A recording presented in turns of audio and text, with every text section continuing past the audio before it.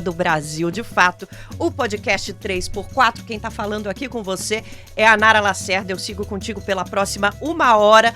Hoje sigo na condução do podcast sozinha, porque o meu companheiro Igor Carvalho, repórter de política do Brasil de Fato, supervisor de redação aqui no BDF, tá de férias. Aliás, merecidíssimas. Logo mais ele volta para me acompanhar aqui nessa bancada. A gente vai tentar o nosso máximo para conduzir esse programa de maneira límpida, maravilhosa, sensacional, para que a ausência do Igor seja o mínimo sentida por vocês que estão aí do outro lado.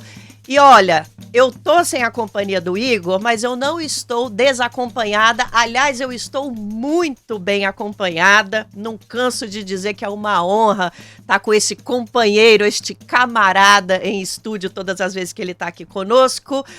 Hoje, o nosso comentarista fixo, da nossa turma de comentaristas fixos e fixas do BDF, é o José Genuíno.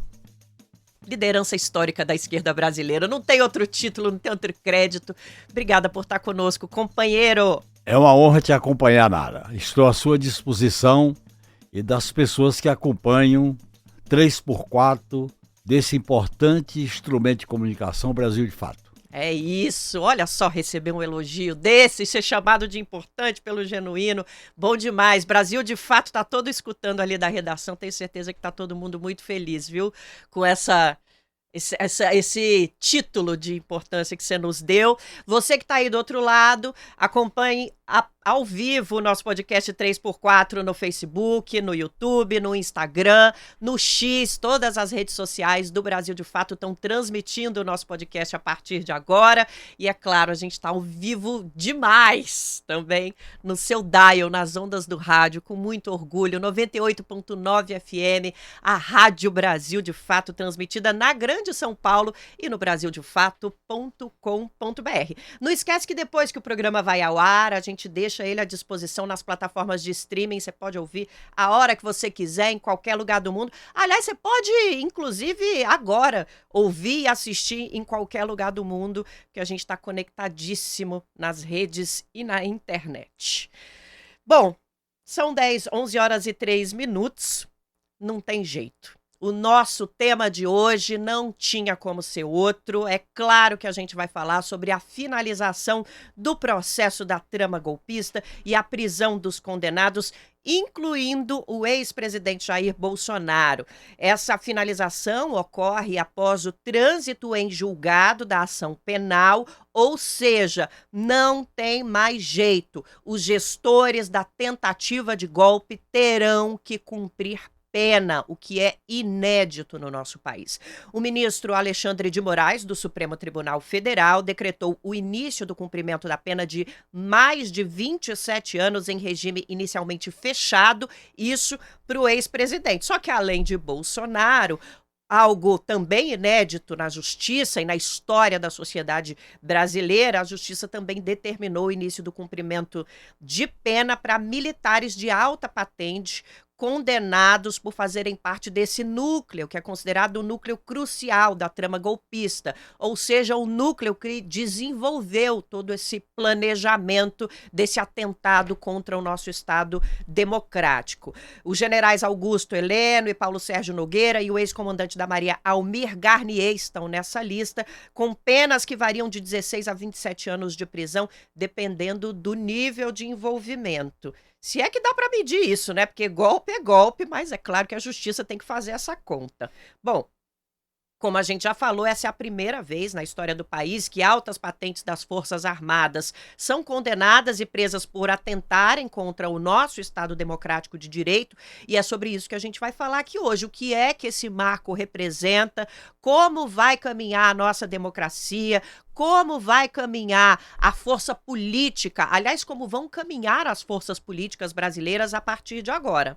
Além do Genuíno, que é nosso comentarista fixo, a gente tem uma convidada de peso. Aliás, eu estava com muita saudade dela, tem tempo que a gente não falava com a senhora, viu, dona Marina Xeresalenco Barreto, pesquisadora do Núcleo Direito e Democracia do Centro Brasileiro de Análise e Planejamento, o SEBRAP.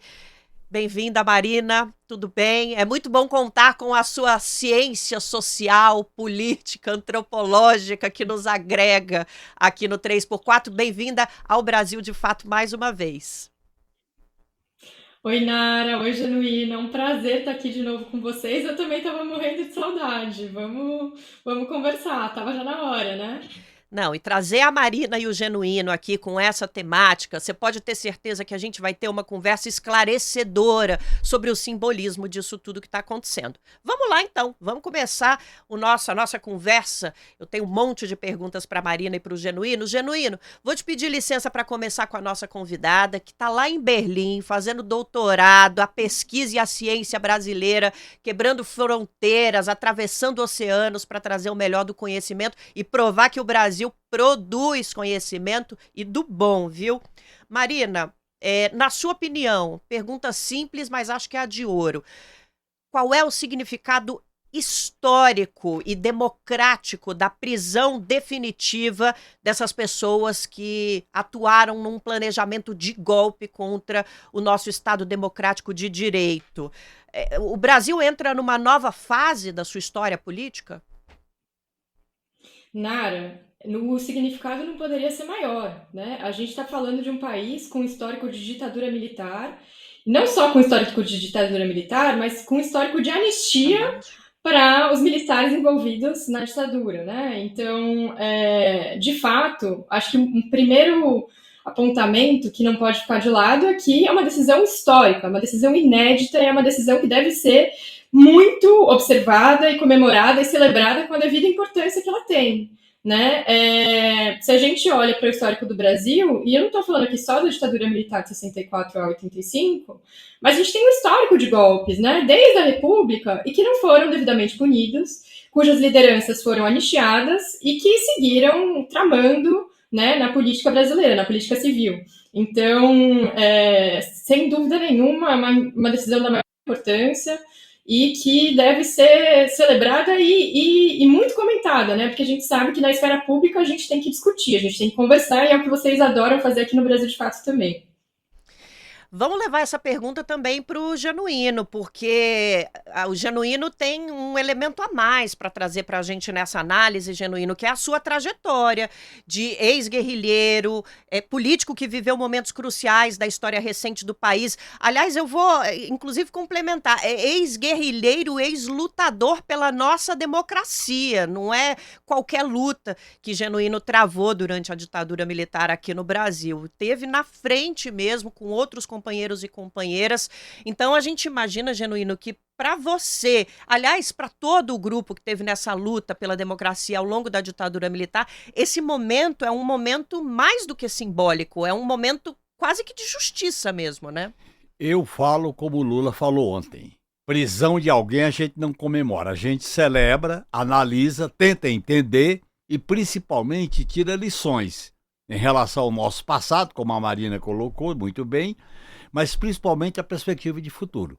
Eu acho que o Brasil coleciona grandes oportunidades, que essas oportunidades sejam permanentes, porque também tem farsa e tragédia ao longo da história do Brasil. Por exemplo, foram 15 tentativas de golpe da República para cá.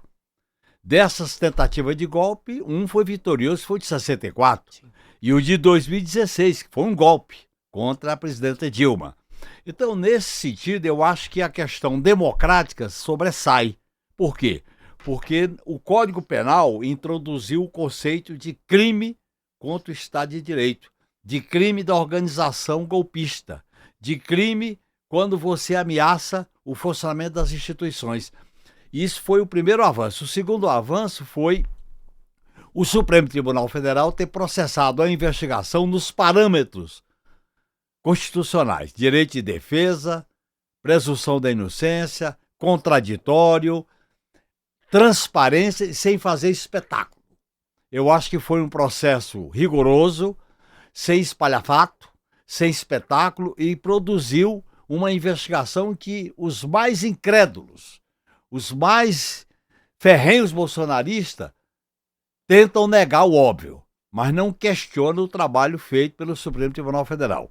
É claro que nós estamos diante de uma situação que o próprio Supremo Tribunal Federal, que produziu algumas atitudes de exceção, e eu fui alvo dessa exceção no caso do Mensalão. Sim. A Lava Jato, no início, foi respaldada pelo Supremo.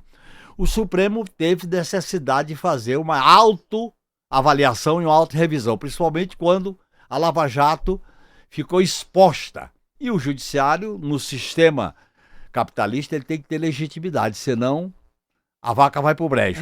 Então, nesse sentido, eu acho que essa extrema-direita fascista não quer controle nenhum e passou a se confrontar com o sistema de justiça, seja nos Estados Unidos, seja no Brasil, seja na Argentina, seja no Equador, em El Salvador, seja em alguns países da Europa. É a natureza da extrema-direita é não ter controle de nada. Eles são senhores absolutos. De uma verdade imposta, de um consenso autoritário, de uma determinação que eles se colocam como uma narrativa. Não é a verdade, é a narrativa. E eu acho que essa lição é muito forte. Primeiro, porque as Forças Armadas se comprometeram até o talo com o golpe de 2016 e com o governo Bolsonaro. Segundo, elas estão produzindo uma autoavaliação. Isso é importante, porque além da punição e da perda de patente, nós temos que analisar mudanças constitucionais sobre papel das Forças Armadas, sobre uma nova política de defesa para o país, a sua subordinação ao poder civil que emana do voto popular e uma reestruturação do ensino nas academias. Sim. Essa história de Forças Armadas trabalhar com a ideia de guerra cultural, contra o politicamente correto, o povo como inimigo, a esquerda como inimigo, isso aí tem que ser superado num processo de debate democrático. E eu acho que nós temos essa grande oportunidade, que se abriu com o julgamento e com a prisão. É claro que é um fato histórico esse ajuste de conta com o passado. Uhum. Todo o país tem que se haver com o passado. O passado ele deve iluminar o presente e o futuro, porque esse pesadelo está diminuindo. Existem ainda muitas pendências. Por exemplo, a questão de uma certa autoavaliação e um pedido de desculpa diante do que as Forças Armadas praticaram no país. Sim. Olha o Pazuello, 700 mil mortes, olha os desaparecidos. Sim. Esse processo tem que ser autoavaliado. Não é para negar as Forças Armadas, é para que elas se situem em outro patamar. Tem um processo de avanço necessário, Claro. né? Por quê? Porque um país soberano ele tem dois pilares, a diplomacia e a defesa. A diplomacia está agindo com uma certa competência, seja nas negociações com os Estados Unidos, seja com a União Europeia, seja na COP30, etc. Agora, a defesa nacional está no chão. E porque olha... entrou numa aventura. Sim. Entrou numa aventura com o golpe, com as declarações do Vilas Boas, comandante do Exército, e com o respaldo que deu com a militarização do governo quando o Bolsonaro foi eleito naquele espetáculo deprimente. E aí o que aparece para a gente analisar, Nara? O fundo do poço mostrou sua cara. Uhum. É o Purão. Esse Purão precisava de uma voz e o Bolsonaro emprestou sua representação, sua voz, para dar legitimidade a esse Purão, que veio das entranhas da sociedade, com o racismo, com o machismo, com o preconceito, com o individualismo, com o terço, o fuzil e o capital, para querer construir a ordem do vale tudo. Sim. Então é isso que nós temos que discutir. A gente está num processo. O processo está em curso. É isso. Eu, numa nota muito pessoal, a gente escuta o Genuíno falando e a gente percebe como a geração do Genuíno, que teve diretamente envolvida, porque uma parte do Brasil viveu a ditadura no escuro, por controle das Forças Armadas brasileiras, obviamente, a gente, né, não tinha notícia, mas como é traumático para essa geração, e aí numa nota pessoal eu transfiro esse trauma para a minha geração, para nós que estamos aqui agora, os enlutados e as enlutadas da pandemia, e como é traumático para a gente fazer parte dessa massa de pessoas que sofreu perdas, né? Essa massa que sofreu imensas perdas no nosso país ao longo da pandemia. A gente tem que se equilibrar muito, porque algumas dessas figuras golpistas, eles eram arrogantes demais. Demais. Eles eram exageradamente autoritários. Só para você ter uma ideia, eu vou só citar esse fato. Quando eu fui depor numa CPI da Câmara dos Deputados, esse ex-presidente, que agora está preso, ele levou um oficial da reserva que foi um dos investigadores, um dos interrogadores, quando eu fui preso do Anaguaia. Estava lá. E foi um deputado do PSDB que disse que a sessão não podia continuar. Não poderia acontecer. Como interrogatório com ele. Veja bem que esse pessoal não tinha limite. Nenhum. Quando nós fomos presos no Mensalão, que é totalmente diferente do que está acontecendo agora, ele saudou. Finalmente estão indo para Papuda. Tinha uma equipe de deputados da direita que ia dizer que nós estávamos com regalias na Papuda. A gente cumprindo pena numa cela dentro da Papuda. Não era a cela da Polícia Federal, não era quartel do Exército. Não era ar-condicionado, Não era ar-condicionado. Era uma cela da Papuda. E eles chegaram ao ponto de ir lá e dizer que tinha regalia. Eu quero aproveitar que na tua resposta anterior você começou falando que ia seguir o exemplo do presidente Lula, que não comemorou prisões, mas comemorou esse passo a mais da nossa democracia, e aproveitar um pouquinho dessas comparações que o Genuíno acaba de trazer sobre como o país, a imprensa e a extrema-direita lidaram com os nossos políticos e políticas de esquerda que estavam nesses processos e que foram presos nessa ocasião, e como a esquerda hoje está lidando, apesar do bom humor de sempre do brasileiro. Mas eu queria aproveitar para voltar com a Marina para a gente fazer uma outra comparação aqui também. Marina, muita gente está fazendo um paralelo entre a prisão do ex-presidente Jair Bolsonaro e a prisão de Lula lá atrás, na questão da Lava Jato, uma operação e uma ação judicial que, vale lembrar, foi completamente anulada devido à ilegalidade. Dá para a gente comparar essas duas coisas? Eu acho que popularmente, a gente que está aqui no Brasil de fato, pertinho do campo popular, já não dá, porque não tem acampamento Bolsonaro livre com centenas de pessoas na chuva e no sol defendendo a inocência, que é indefensável, porque há provas, né, Marina? Mas além das provas gritantes da atuação de Bolsonaro no golpe, por que não dá para comparar as duas prisões? Nara, isso eu acho que uma das perguntas mais relevantes nesse momento, porque a gente tem visto muitos analistas que se dizem de centro-direita, até alguns analistas de esquerda, comentando, comparando o que aconteceu com Lula com o que aconteceu com Bolsonaro, né? Dois ex-presidentes, só que, como você muito bem apontou, são situações incomparáveis, né? E incomparáveis por um motivo até anterior a esse que você falou, né? Não é nem só de base popular, e de ilegalidade do processo, mas a gente está falando de um ex-presidente que agora está cumprindo pena, começou a cumprir definitivamente a pena, que, de fato, tentou anular as bases de um Estado democrático de direito. Então, que, basicamente, ele estava tentando, pelas vias do Estado de Direito e da democracia, anular o Estado de Direito e a democracia, né? A gente tem uma abundância de provas, né, em relação a isso. E, como muito bem o Genuíno apontou, um acerto muito grande da justiça brasileira nesse caso foi seguir todos os trâmites legais. Então, a gente teve ampla defesa do ex-presidente, desses generais, a gente não teve essa espetacularização que era a Polícia Federal, 6 horas da manhã, né, filmando. Então, muito pelo contrário, né? A gente tem visto uma sobriedade muito maior. Sim. E a gente tem visto a Suprema Corte, né? Então a gente está falando, assim, são situações incomensuráveis, né? A gente está falando de um ex-presidente que tentou anular a democracia, que literalmente tentou dar um golpe de Estado, e a gente está falando de um ex-presidente com altíssima base popular que foi alijado, né, da disputa política justamente por um juiz totalmente politiqueiro que virou depois ministro da Justiça, né? Então,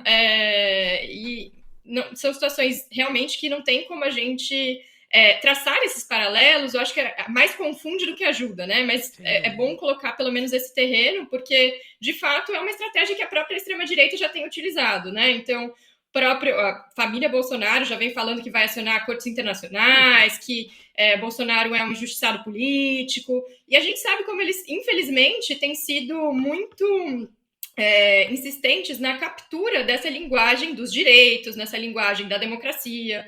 Então, por isso que tem que ter muita atenção mesmo, né? Eles estão jogando esse jogo de forma muito corrosiva. Toda vez que a direita tenta capturar esses termos que são comuns ao campo progressista, a quem realmente tem preocupação com direitos humanos, a gente precisa ter atenção plena. Por que esse pessoal que até ano passado estava dizendo direitos para os manos, insinuando que direitos humanos é proteção de bandido, dizendo que bandido bom é bandido morto, agora está cobrando a Corte Internacional para interferir num processo judicial legítimo, com provas, e que tinha até planejamento de assassinato de ministro do Supremo e de presidente da República eleito. Não podemos esquecer, né, Genuíno? Existia um plano de matar o presidente Lula e o ministro Alexandre de Moraes. Olha, quais são as diferenças básicas seguindo o raciocínio da Marina? Primeiro, o Lula foi preso na investigação. Sim. Olha bem, o Bolsonaro foi preso com condenação. O Lula foi preso na investigação. Segundo, as delações contra o Lula foram delações mentirosas e desfeitas e desmoralizadas. Comprovadamente. 3. Se criou a ideia agora que a delação tem que ter coerência com os fatos investigados. No caso do Lula, era simplesmente delação para livrar a cara dos delatores. Sim. Terceiro, o juiz era parcial, Sérgio Moro. Neste caso, está claro que o Supremo Tribunal Federal respeitou o devido processo legal, o direito de defesa, o contraditório e o cumprimento da pena está acontecendo após a terceira instância. No caso do Lula, ele foi preso na investigação da Polícia Federal. E tem uma outra questão de fundo.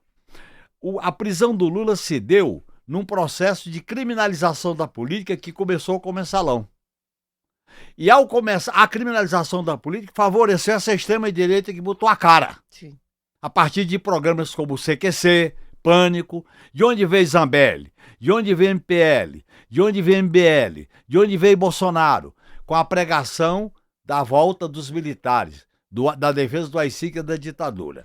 E ainda por cima, essa extrema-direita fez uma campanha para forçar a justiça a tomar decisões. Quem não se lembra dos tweets do general Vilas Boas, comandante do Exército? Sim. Quem não se lembra dos militares generais assessores do presidente do Supremo, Toffoli? Quem não se lembra das manifestações e manipulações durante a campanha eleitoral, quando Bolsonaro tomou posse, ganhou a eleição e tomou posse? Portanto, não podemos comparar. A grande mídia conservadora e monopolista tenta comparar porque ela quer fazer uma ponte, ela não quer radicalizar as lições do que representou Bolsonaro, porque essa mídia achou que o Bolsonaro ia governar com uma certa racionalidade.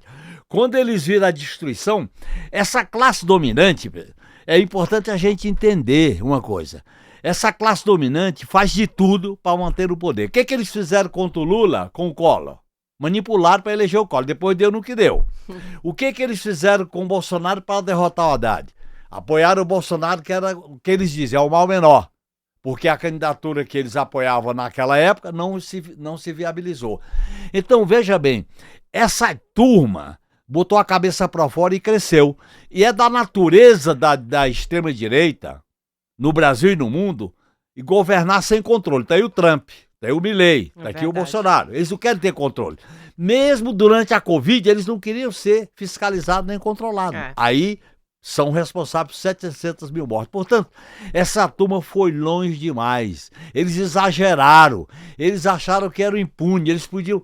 Por que eles produziram prova contra eles próprios? Porque eles queriam fazer o espetáculo de que eles mandavam em tudo. E confiaram na impunidade. Na impunidade. De uma maneira... Por que o Bolsonaro pega um ferro de soldar e que tenta violar a tornozeleira? Essa é difícil de entender. Ele achava que ele é potente. Porque a história dele sempre foi assim.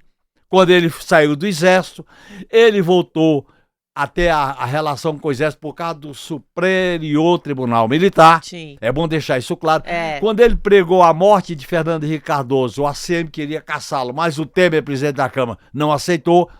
Quando ele elogiou quando ele elogiou o Ustra, no voto pelo impeachment da Dilma. Isso se normalizou. Portanto, isso mostra uma coisa: a impunidade cria condições para sucessivos golpes de Estado. Eu espero que o Brasil esteja encerrando essa rotina de impunidade. Eu também. E eu quero aproveitar que você trouxe alguns nomes de extremistas da direita mundo afora para conversar com a Marina sobre o simbolismo dessa prisão de Jair Bolsonaro e dos outros golpistas para a conjuntura global, porque Bolsonaro, sim, é um dos símbolos globais da extrema-direita, junto com alguns outros nomes. E antes da gente entrar no ar, Marina, você estava justamente conversando com a gente sobre como o Brasil é pioneiro nessa punição, porque não é o que está acontecendo no mundo pelo que a gente tem visto, né? Fala um pouco mais sobre esse simbolismo, esse exemplo que o Brasil está dando de punição a quem tenta atentar é ótimo, mas é isso mesmo, contra a nossa democracia. Exatamente, Nara, né? Não só a gente não tem visto, como a gente tem visto o contrário acontecendo nas outras partes do mundo, né? Então, se tinha um paralelo que se fazia muito entre Brasil e Estados Unidos, da invasão do Capitólio do 8 de janeiro, então o que acontecia nos Estados Unidos era 2 anos antes, né, do que acontecia no Brasil, o Brasil agora deu uma lambada e tá nadando abraçadas na frente, né? Então, é muito impressionante mesmo. E é bom a gente ver isso, não só pelo simbolismo, mas como é muito difícil mesmo, né? A gente sabe que tudo, enfim, é muito discutível, mas os Estados Unidos gostavam de se colocar como uma democracia pujante, cujas instituições funcionavam. E olha onde eles estão agora, né? Eles não puniram um ex-presidente que atentou contra a democracia e também tentou um golpe de Estado, e ele virou presidente de novo. E agora é presidente de novo, muito mais insidioso, porque agora ele tem muito mais advogados perto dele, ele tem muito mais competência no cargo, infelizmente, e a gente está vendo realmente a abertura de um estado de exceção nos Estados Unidos, né? A política migratória pavorosa, enfim, assassinatos. Então, assim, é um clima de muita autocracia mesmo, né? Eu acho que não tem como usar meias palavras aqui. E por isso também que é muito importante a gente ver, como o próprio Genuíno falou, né? Espero que seja isso uma guinada na história do Brasil. E sim, porque também isso é um processo permanente, né? A gente está falando de um passado da ditadura que continua no presente, né? Então, a influência dos militares na política civil é o que a gente está tentando frear, né? Com essas condenações. Então, é muito importante que a gente continue discutindo isso, que a gente fale sobre, de fato, o caráter histórico dessa decisão, né? Mas a gente não precisa falar só dos Estados Unidos para ver, enfim, o ápice de como as coisas podem dar errado se você não punir quem atentou contra o Estado Democrático de Direito, né?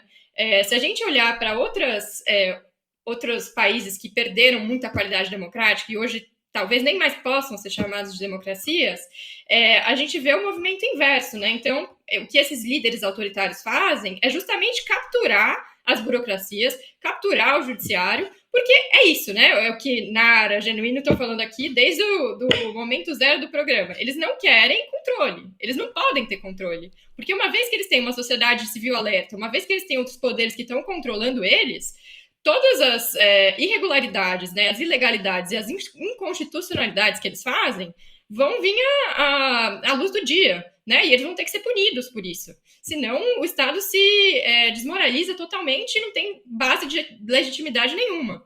Então, se a gente olhar, por exemplo, na Hungria, se a gente olhar na Índia, se a gente olhar na Turquia, o que aconteceu em todos esses países é um processo bastante acelerado de degradação dessas forças independentes de controle, né? Tanto no poder executivo, então controle interno, quanto no poder judiciário. Então, o aparelhamento de cortes é uma coisa escandalosa, né? Inclusive, o Erdogan, que é o líder da Turquia, o primeiro-ministro, ele só conseguiu ser reeleito por um drible da Suprema Corte na Constituição que falava que só se pode eleger 2 vezes, né? Ele está no seu 3º mandato, quer dizer, na verdade, como presidente. Então, assim, o que a gente vê é o movimento oposto. Então, por isso também que o Brasil precisa ser celebrado. E como eu falei aqui também, né, na Índia, enfim, outros países autoritários, a gente vê a prisão de lideranças democráticas que estavam se contrapondo às investidas autoritárias desses líderes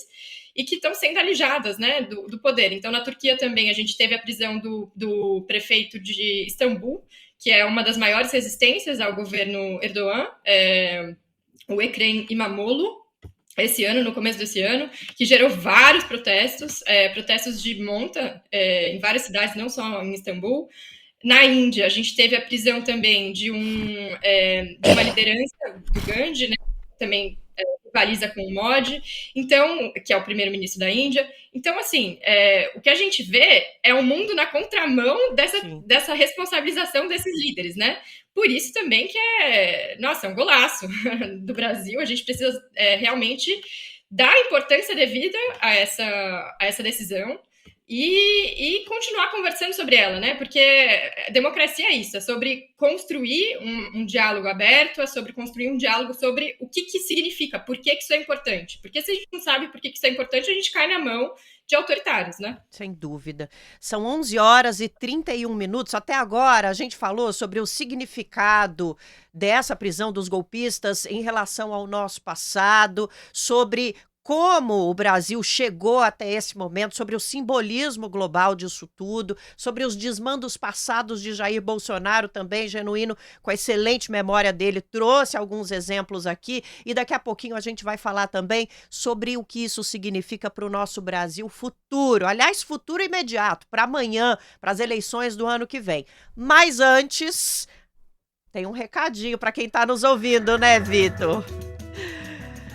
Antes da gente continuar com esse debate, eu quero te convidar para apoiar a comunicação popular. Se você gosta do que o Brasil de Fato faz, se você gosta do podcast 3x4, se você gosta de ouvir sobre os assuntos que estão acontecendo no Brasil do ponto de vista progressista, social, popular, apoie o jornalismo popular brasileiro. Vai lá no site do Brasil de Fato, o endereço é apoia.se/Brasil de Fato. Você luta com a gente e ainda recebe lembranças aqui do BDF que são muito legais. Eu tenho as minhas, não dá para ficar de fora. É muito bom, memorabilia de quem faz notícia com o povo do outro lado ajudando, todo mundo junto. Aliás, de povo para povo, né, Genuíno? Estamos todos juntos. E aliás, se você tem algo a dizer sobre o nosso programa, sobre o Brasil de Fato, uma dica, uma sugestão, uma crítica, não esquece que os nossos canais estão completamente abertos. Nos ajude a alcançar mais ouvintes. Curte, compartilha os nossos debates, as nossas produções aqui do Brasil de Fato, especialmente podcast 3x4, né? Estamos aqui toda semana com você discutindo o nosso país. Então vem lutar com a gente. Vou repetir o endereço: apoia.se/Brasil de Fato. Essa luta só tem sentido com todo mundo junto. E agora a gente vai voltar a falar dos golpistas punidos pela tentativa de destruir o Estado Democrático de Direito brasileiro.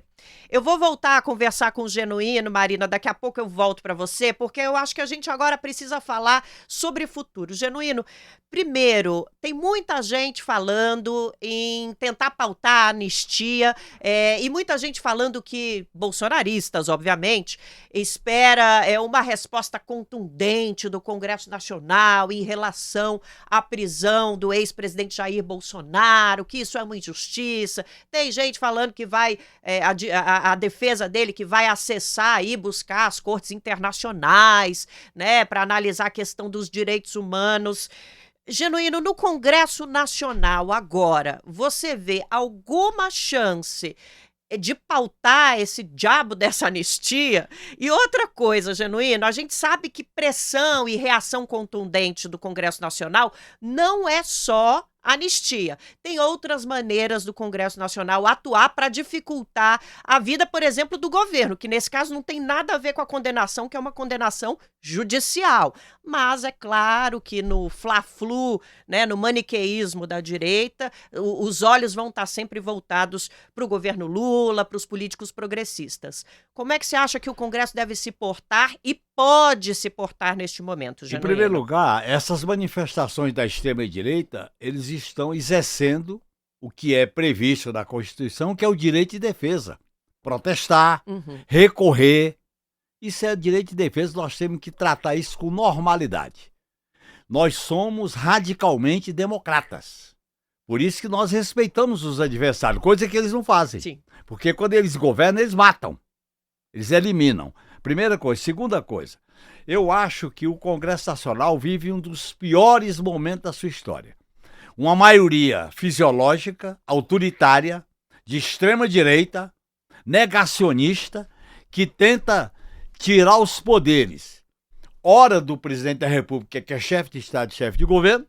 Veja o que eles querem, o que a Câmara faz com as emendas impositivas. Olha o que o Alcolumbre chega ao ponto de chantagear o governo por causa da indicação de um ministro do Supremo, que é tarefa constitucional do presidente. Pois é. Olha o que eles estão se preparando para eleger muitos senadores para caçar mandato de ministro do Supremo. Esse pessoal não tem amor pela democracia. A democracia para eles é governar do jeito que eles quiserem. Portanto, eu acho que nós temos que enfrentar esse debate. Nós temos que deslegitimar a extrema-direita bolsonarista. Eles estão sofrendo uma grande derrota, estão se desgastando, mas eles ainda têm respaldo popular e nós temos que admitir isso. Segundo, eles têm divisões entre a família, porque a família é uma instituição particular. A família, né? O núcleo familiar. E tem a direita mais ampla, e tem a direita neoliberal. Eu acho que eles estão com dificuldade de produzir uma alternativa. Qual era o objetivo deles? Era enfraquecer o governo Lula, botar o Lula no chão, nas cordas, que o Ciro Nogueira falou isso para os banqueiros. Esse Ciro Nogueira que está com medo das investigações do Banco Master. E aí eles produziram o seguinte: mantém o Lula enfraquecido e eles ganham a eleição em 2026. Para quê? 3 objetivos. Primeiro, completar as privatizações. 2, tirar os tetos constitucionais. 3, se vincular de mala e cuia com os Estados Unidos. Esse projeto sofreu um problema agora com as dificuldades entre eles e com a condenação do Bolsonaro e a própria inexistência de manifestação favorável ao Bolsonaro. Nós não podemos ficar avaliando o oba-oba. Tá. Nós temos que compreender que com essa crise que o Brasil e o mundo vivem, nós temos que estar preparados para uma caminhada longa com muitos obstáculos. Não é uma corridinha de 100 metros e a gente ganha, não. Sim. Então eu acho que a gente tem que trabalhar. Eu acho que o governo Lula fez uma inflexão a partir do tarifaço, a partir do IOF, a partir do veto ao número de deputados e a partir da PEC da bandidagem. E essa inflexão à esquerda o Lula tem que aprofundar. E a reeleição dele em 2026 tem que ser produto de uma plataforma reformadora do país, do sistema eleitoral e partidário, da segurança pública, papel das Forças Armadas, um modelo de desenvolvimento econômico sustentável e uma questão central é juntar a luta contra o imperialismo com a luta democrática e com a pauta do povo, como a jornada, como a isenção do imposto de renda, com esses indicadores econômicos que são positivos. Então nós temos que fazer um movimento às ruas, à sociedade, para governar e ganhar a eleição em 2026.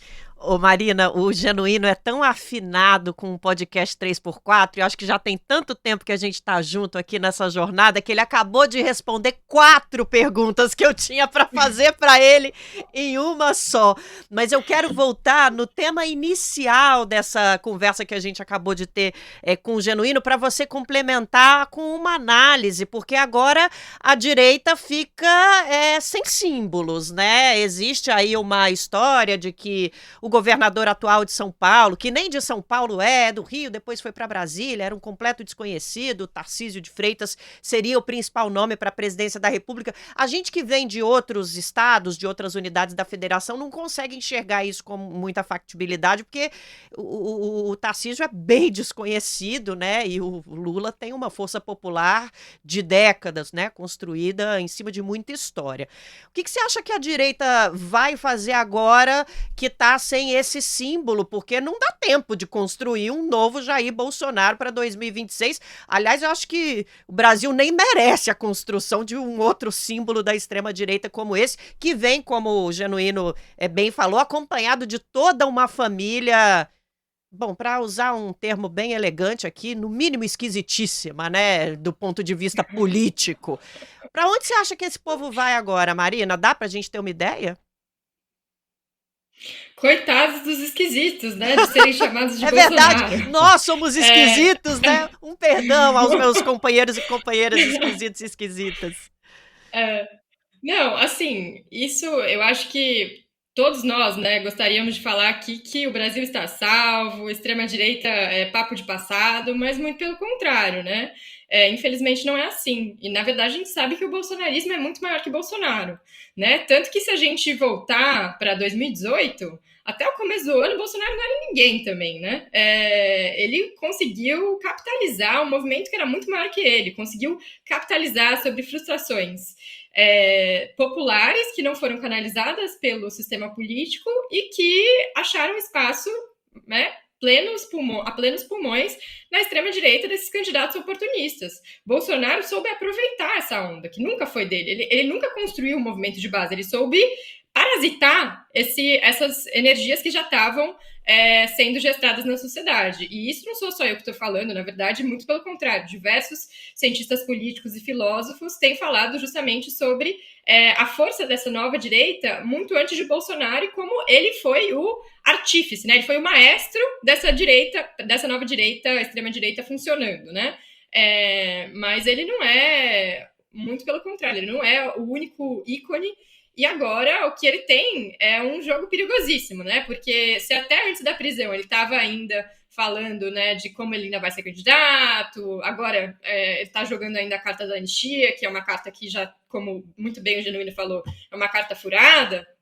Ele não quer entregar os pontos, porque uma vez que ele entrega os pontos e transfere os votos para um candidato, ele está se anulando da disputa política e está jogando o nome dele ali na prisão e fechando.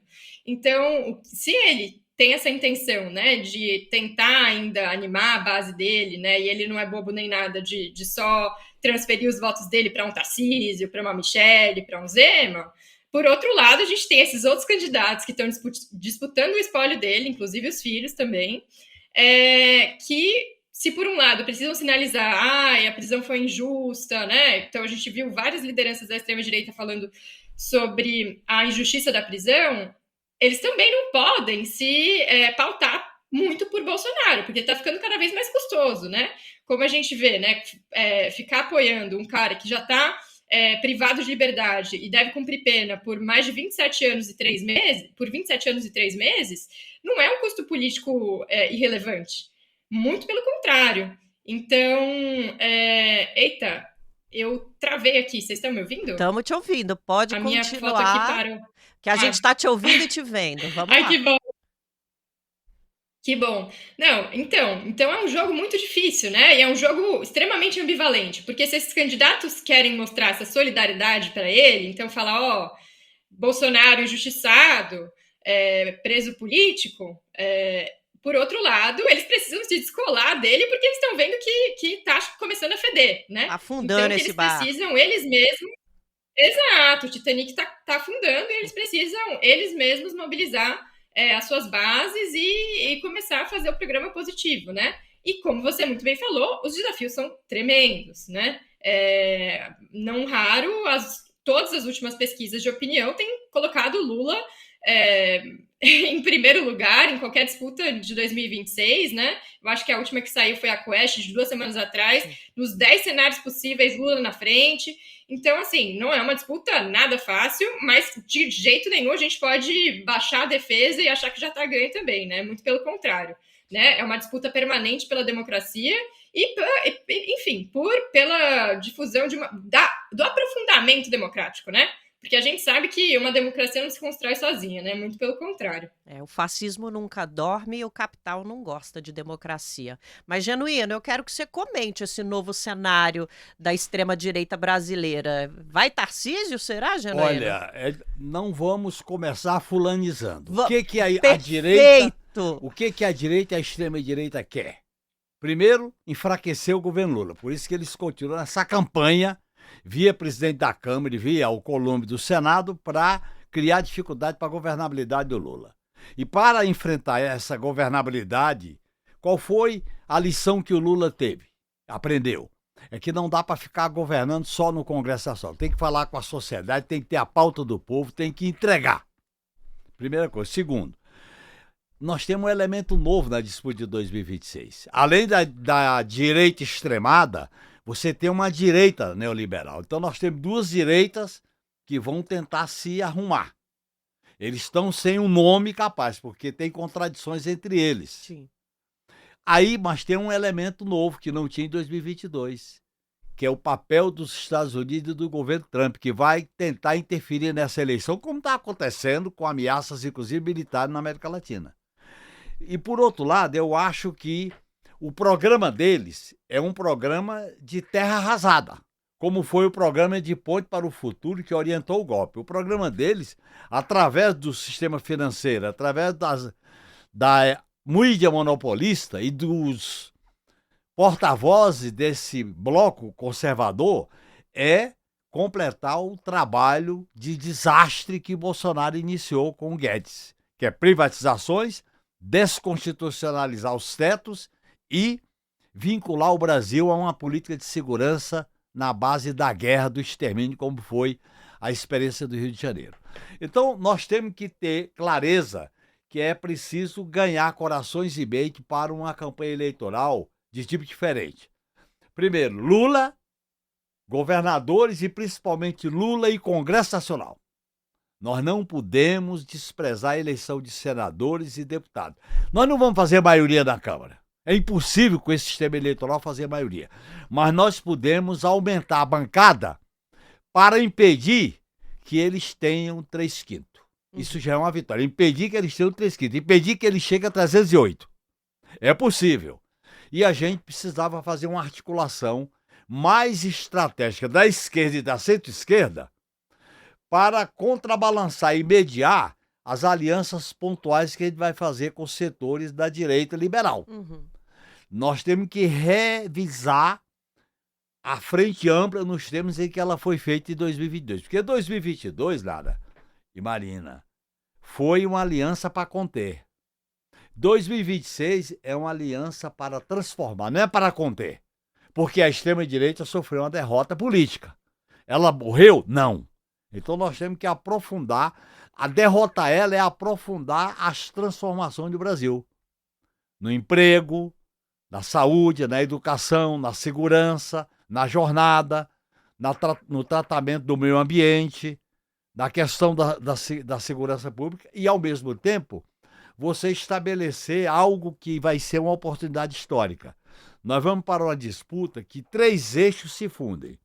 A luta pela independência nacional, a luta democrática como consequência da prisão dos golpistas e a luta social, a luta por direitos do povo.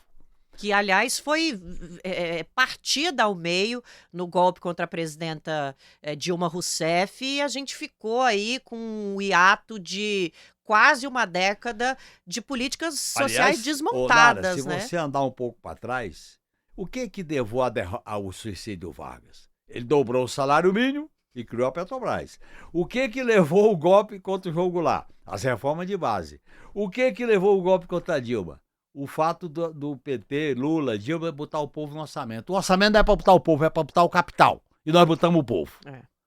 Agora é o seguinte, eu queria voltar para Marina, para voltar essa discussão, Marina, sobre as eleições. O Genuíno já trouxe essa resposta pela afinação que nós temos, mesmo sem eu perguntar. Eu já sabia que ele ia falar sobre isso, porque essa reflexão é importantíssima. Mas você, Marina, como uma pessoa da ciência, queria a tua visão sobre como a esquerda deveria se portar daqui para frente, levando em consideração o fato de que o Brasil deu esse salto na nossa história democrática, né, que foi essa condenação, mas também levando em consideração esse fantasma do fascismo, do extremismo de direita que está sempre rondando o nosso país. Genuíno falou desse alinhamento com as pautas populares, e aqui a gente está falando do quê? A gente está falando de 6x1, a gente está falando de taxação dos super ricos, a gente está falando de soberania, a gente está falando de segurança alimentar. De isenção do imposto de renda. Isenção do imposto de renda, que, aliás, palmas para o nosso país, ainda é pouco, viu? Ainda é pouco. A gente está falando de uma pauta gigantesca, que é uma pauta voltada aos trabalhadores e trabalhadoras do nosso país. É por aí que a esquerda tem que ir, ou você vê outros elementos necessários a partir de agora? Nara, eu não posso deixar de concordar, né? Eu gostei muito da formulação do Genuíno de que o que estava em jogo em 2022 era uma contenção, né? A esquerda estava num papel muito mais acanhado, né? Porque, de fato, ela era oposição, e ela era oposição, como a gente foi descobrir depois, ainda com mais clareza, oposição em um governo que planejava até matar o opositor, né? Que veio a virar governo. Então, quer dizer, o que estava em jogo era muito. Então, naquele cenário, não tinha nem tanto espaço para fazer proposição, né? Era um jogo de defesa da democracia, né? Era uma pauta, uma plataforma de defesa do básico, do mínimo, que já estava sendo desafiado constantemente, né? Como a gente viu nos 4 anos de governo Bolsonaro. Agora, em 2026, a gente tem uma outra situação totalmente diferente. Então, não adianta só lidar com esse espólio, né, esse legado negativo de golpismo, que é o que a gente está fazendo agora. A gente também, como muito bem vocês dois apontaram, tem que propor, né, que é o papel histórico da esquerda, né, não só no Brasil, mas no mundo, né, e o que a gente está vendo é que faz funcionar. Então, se a gente estava falando enfim, é difícil, né? Um mundo com várias guerras, enfim, vários acontecimentos que são lastimáveis. A gente também teve a eleição de um prefeito socialista para Nova York, né? Então, quer dizer, com ele propondo aluguel pagável, com ele propondo política social, que vai totalmente na contramão do que o presidente de extrema-direita, Donald Trump, prevê. Né? Então, aqui dando um exemplo que sacudiu o mundo, né? É um prefeito super jovem, de 34 anos, que fez uma campanha super pautada em redes sociais, que, enfim, já está com um time jurídico super eficaz para ver onde que pode implementar mais política social com menos custo, que foi justamente, né, o que o Partido Democrata tinha deixado para trás, né, a classe trabalhadora. Então, aqui no Brasil, a gente já está falando aqui, né? Então, fim da escala 6x1, que já tá passando na Câmara, BBBs, né? Então, bets, bilionários e bancos. Ontem a gente teve esse marco histórico, né? Ontem, quarta-feira, da sanção da nova lei do IR, né? Que, infelizmente, as lideranças, né? Tanto a presidência da Câmara quanto do Senado não compareceram, que é uma vergonha em termos institucionais, né?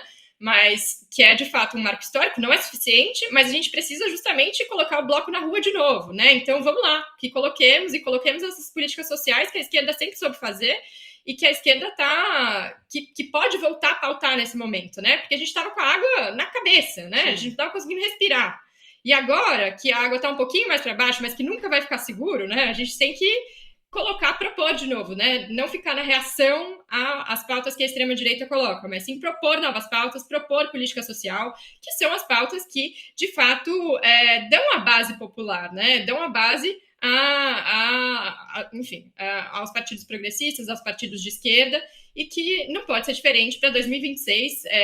Elas não podem ficar marginalizadas de jeito nenhum, sob o risco de perder espaço para candidaturas que não estão sendo vistas ainda, ou que já estão, de alguma maneira, se consolidando no campo da extrema-direita e direita para tentar pegar esse espólio de Bolsonaro, e que querem, né, inovar. Então, é uma história que a gente já conhece, é uma história do outsider que a gente não quer correr o risco de novo. Então, vamos em frente. É isso. Não esqueçam dessa frase, a gente não estava conseguindo respirar. Essa frase é literal para os 700 mil mortos que a gente teve ao longo da pandemia. Eu vou correr, eu queria ficar aqui mais 1 hora conversando com vocês, mas a gente tem que correr para a nossa dica cultural para encerrar, Genuíno. Eu vou com a nossa convidada primeiro, por uma questão de educação, do outro lado do oceano, em nome da pesquisa brasileira. Rapidinho, qual é a sua dica cultural de hoje, dona Marina? Nara, eu vou indicar para vocês um filme que eu gostei muito de ver, um filme dificílimo, um filme muito cujo tema é muito difícil, né? Que é sobre a prostituição infantil. O filme chama Manas, um filme da diretora Mariana Brennan, que foi lançado, acho que no começo desse ano. Aqui em Berlim só foi e é um filme que chama muita atenção também por toda essa crueza com que ele retrata, né? Essa questão tão difícil da prostituição infantil. Então, fica a dica aí. Eu acho que, nossa, a gente está num momento incrível para o cinema brasileiro, né? Sim, E esse nossa é mais um retomada. filme que merece aí. Exato. É isso. Essa Então, 2024 e acho que 2000, vale. é isso, vale muito. 2024 e 2025, novamente anos da retomada do cinema nacional. Rapidinho, meu querido companheiro, que alegria ter você aqui. Qual Já é a quem sua tem dica? que começar com o filme é assistir Agente Secreto, mas eu queria indicar um livro, Teia de Aranha, de um grupo de mulheres que bordam a literatura, como Guimarães Rosa, Euclides da Cunha, Mia Couto, e várias passagens importantes da literatura. É um grupo que tem existência de 25 anos, portanto, o livro retrata, através dos bordados da literatura, uma experiência coletiva que está retratada no livro, que vai ser lançado no Espaço Armazém do Campo, no sábado, a partir das 15 horas, dia 29. E você que está aí do outro lado e está em São Paulo, Fio de Dentro, Beth Ziane, vai ser lançado aqui no nosso espaço. A gente está em cima do Armazém do Campo, então aproveita que está em São Paulo e vem conhecer esse espaço de ocupação da luta popular na região central de São Paulo. Marina, eu tenho que correr. Muito obrigada por estar aqui conosco mais uma vez. Estou esperando mais, viu? Um abraço, Marina. Olha, foi um prazer conversar com vocês. Eu também estava com muita saudade. Boa semana para nós e vamos celebrar e entender Puxa a orelha do né? primeiro-ministro da Parabéns. Alemanha, Marina. Puxa a orelha do Olha. primeiro-ministro da Alemanha. Ó, se a gente for começar a falar disso, a gente não Olha. sai daqui hoje, que a revolta é grande. Um beijo, querida. Gigante. José Tchau, Genuíno. tchau, gente. Um beijo. Valeu, abraço. querida. Obrigada, companheiro. Até a próxima. É muito bom estar aqui com você. Você ajuda a gente demais a entender esse país, viu? Eu faço com amor e com energia. É E com isso. dedicação. É isso. E a gente quer agradecer também a você que está aí do outro lado. Foi muito rápido, esse assunto rende. A gente queria conversar sobre ele por mais uma hora, aproveitar o conhecimento da Marina e do Genuíno para entender esse momento tão importante. Numa nota pessoal, esse momento de justiça às vítimas da pandemia da Covid-19, mas não vai dar tempo. A gente promete voltar com essa conversa mais vezes. Não esquece de continuar acompanhando a nossa cobertura no brasildefato.com.br. Manda o seu recado pra gente por meio das nossas redes. A gente está sempre aqui fazendo comunicação popular com a sua ajuda e vivendo esses momentos históricos do nosso país junto com você. É muito bom viver momento histórico que nos dá orgulho de estar crescendo como democracia. Vamos nessa então, senhor Victor, para os nossos créditos finais.